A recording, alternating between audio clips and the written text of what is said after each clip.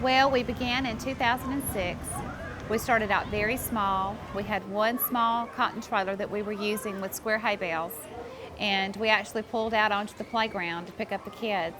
Um, when Dennis and I, when we decided we wanted to do this, we were hoping to have maybe 500 or 600 people come that year. We really didn't know what to expect, and we ended up having about 5,000.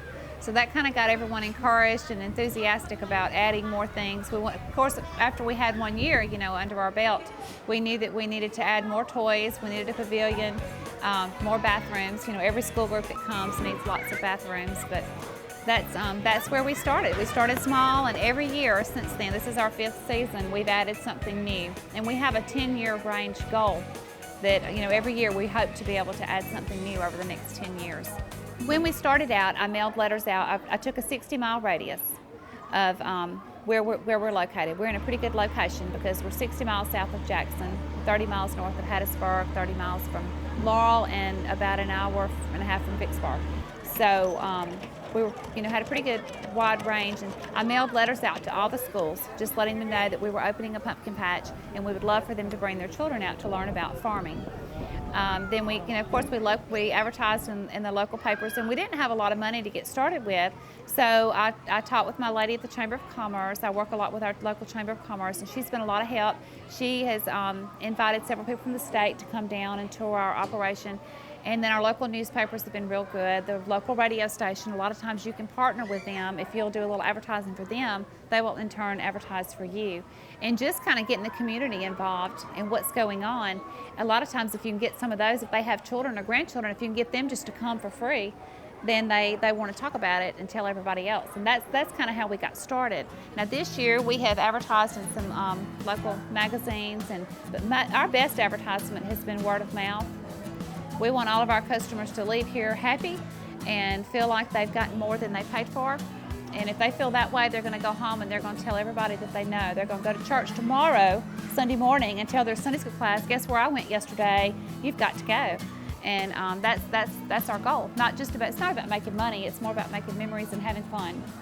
We do have a website, mitchellfarms-mississippi.com. That is our website, and it has been a great marketing tool for us.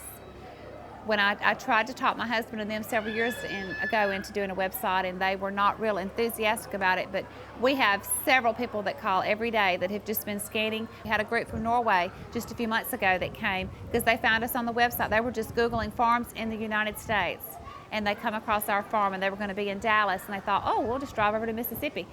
Fall Fun at the Farm is kind of what we've named this event that we have. We don't focus anything on Halloween. Everything we do is fall. So we decorate with lots of pumpkins and mums and pretty flowers. We try to encourage people to come out and make their memories at Mitchell Farms. But we give them a wagon ride tour of our farm, showing them some of the different crops that we're growing. We try to educate the children and the adults on the importance of agriculture. We talk to them about our corn, wheat, and soybeans that we grow, about our peanuts, some of the different uses for peanuts and the other crops, plus our U-Pick garden and how important fresh vegetables are to your health, and our fruits, and then of course our pumpkins. We try to tell them about growing pumpkins and make it fun. That's the tour that we give. And then we have a maize. We use Sudan grass as a cover crop on a lot of our fields, and we chose to use that for our maize. We may use corn one day. A lot of people, the corn mazes are real popular, but we do not get a lot of rain here, and corn needs rain. So until we can get some type of irrigation set up, we will have to use the Sudan grass because it does not take as much rain. Every year we choose a theme we want to go with, or the picture. And Stanley Wise, that works for Mississippi State Extension, he's the one that helps me cut my maize. I will always send him my picture and say, this is what I want, Stanley, you just make it happen. He's got the computer software program.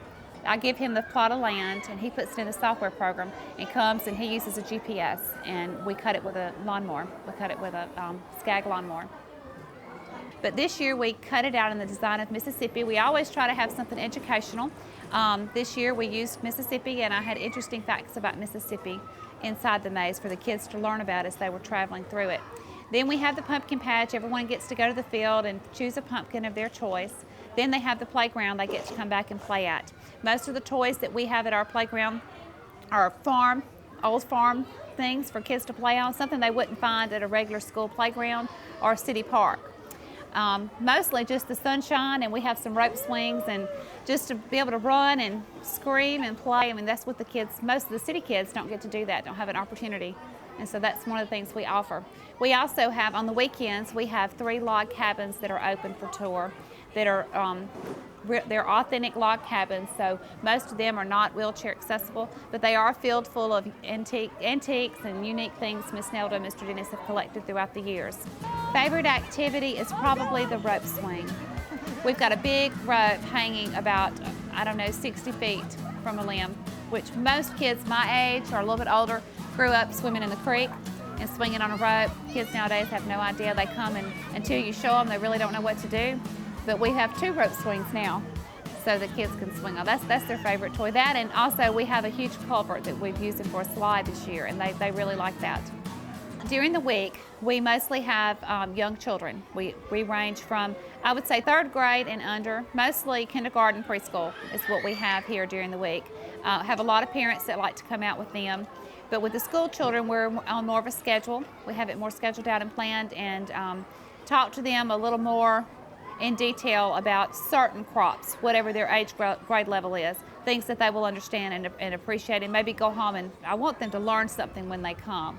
I don't want them just to come and have fun. I want them to come and learn something about farming. On the weekends, we have a different clientele. We have a lot of parents, grandparents that bring their children out, and they just want to see the kids have fun. I mean, so we try to have something for everyone.